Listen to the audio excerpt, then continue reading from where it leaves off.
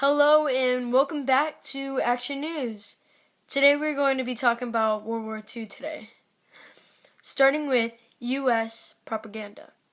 Propaganda was used to increase support for the war and commitment to an Allied victory. We are going to show you a clip of an example of what propaganda used to look like and kind of how it was done.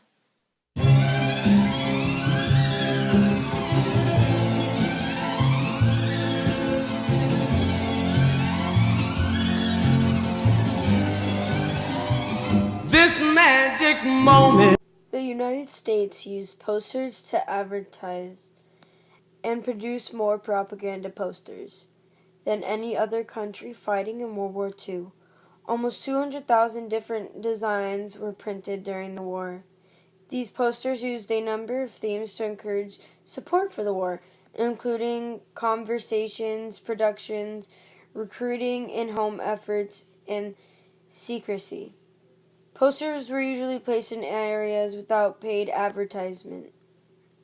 The most common areas were post offices, railroads, stations, schools, restaurants, and retail stores. Now we're going to talk about rationing. Rationing played a very big role in World War II.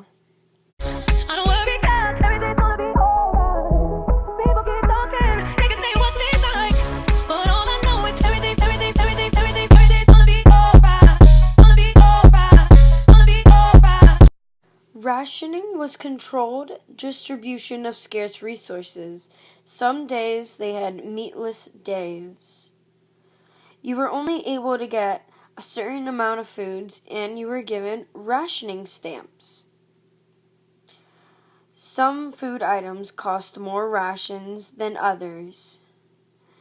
Once you were all out of ration stamps, you could not get any more. They would have meatless days, wheatless days, and many other days without a certain item so that they could use those food or canned items for the war. Another big part of World War II was the woman that played in the war effort from home. You know how we do it. West side, coming from the west side. Over the west side. You know how we do it. Women were such an important role back at home because while all the men were sailed off at sea during war, there was no one else to fill in their jobs.